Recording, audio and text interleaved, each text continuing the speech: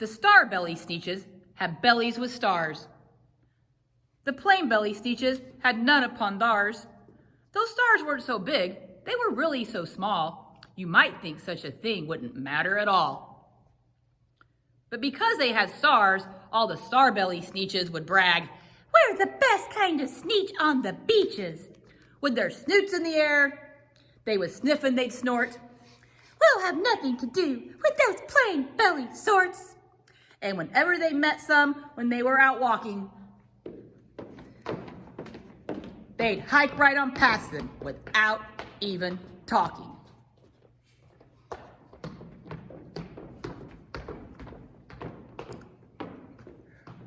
When the star-bellied children went out to play ball, could a plain belly get in the game? Not at all. You only could play if your bellies had stars, and the plain-bellied children had none upon theirs. When the plain-belly Sneetches had Frankfurter roasts, or picnics or parties, or marshmallow toasts, they never invited the plain-belly Sneetches. They left them out cold in the dark of the beaches. They kept them away, never let them come near, and that's how they treated them year after year. Then one day, it seems, while the plain-belly Sneetches were moping and doping alone on the beaches, just sitting there wishing their bellies had stars, a stranger zipped up in the strangest of coats. My friends, my name is Sylvester McMonkey McBean, and I've heard of your troubles. I've heard you're unhappy, but I can fix that.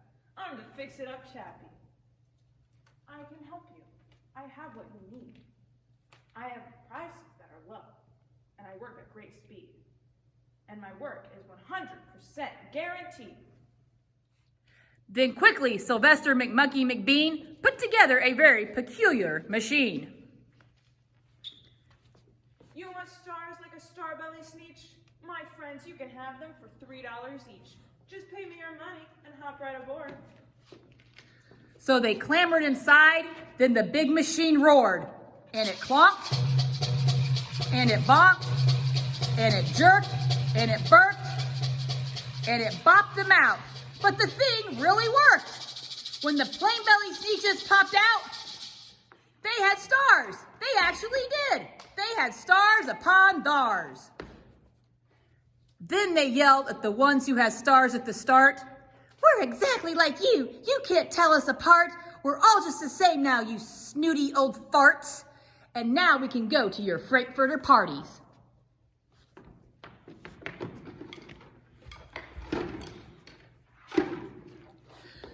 "Good grief," groaned the ones who had stars at the first. "We're still the best Sneetches, and they are the worst." "But now, how in the world will we know?" they all frowned. "If which kind is what, or the other way around?" Then up came McBean with a very sly wink. And he said, "Things are not quite as bad as you think. So you don't know who's who. That is perfectly true. But come with me, my friends. Do you know what I'll do? I'll make you again the best Sneetches on beaches. And all it will cost you is $10 each. Belly stars are no longer in style. What you need is a trip through my star-off machine. This wonderful contraption will take off your stars, so you don't look like Sneetches who have them on theirs." and that handy machine, working very precisely, removed all the stars from their tummies quite nicely. Then, with snoots in the air, they paraded about, and they opened their beaks and they let out a shout, "We know who is who! Now there isn't a doubt! The best kind of Sneetches are Sneetches without!"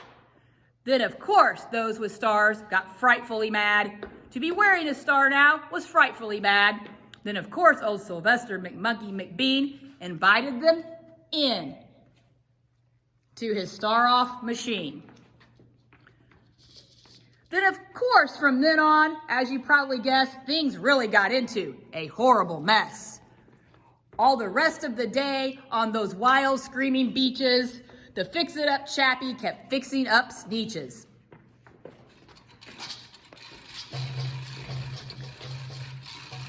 Off again, on again, in again, out again, off again, on again, in again, out again, off again, on again, in again, out again. Through the machines they raced around and about again, changing their stars every minute or two. They kept paying money, they kept running through, until neither the play nor the Starbellies knew whether this one was that one, or that one was this one, or which was what one, or what one was who. Then, when every last cent of the money was spent, the fix-it-up chappie packed it up and he went. And as he laughed, as he walked down the beach in his coat, They'll never learn. No, you can't teach a Sneetch. but McBean was quite wrong. I'm quite happy to say that the Sneetches got really quite smart on that day. The day that they decided that Sneetches are Sneetches and no kind of Sneetch is the best on the beaches. That day, all the Sneetches forgot about stars and whether they had one or not upon theirs.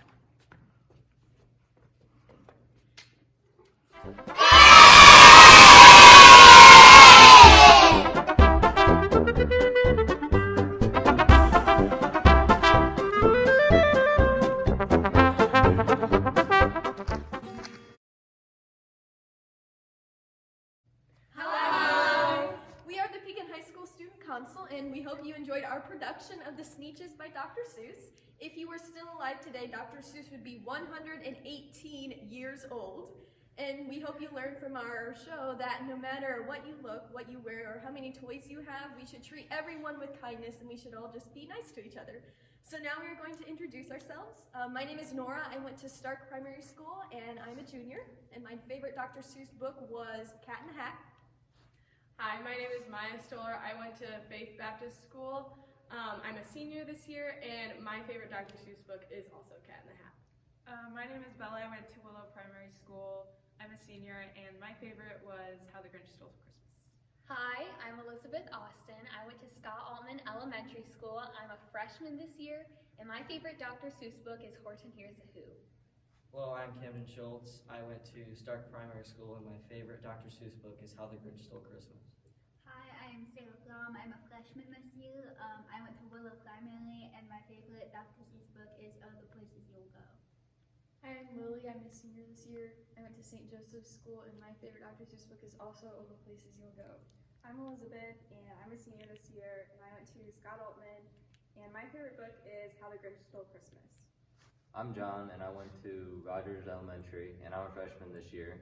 And my favorite Dr. Seuss book is Horton Hears a Who. Bye, guys!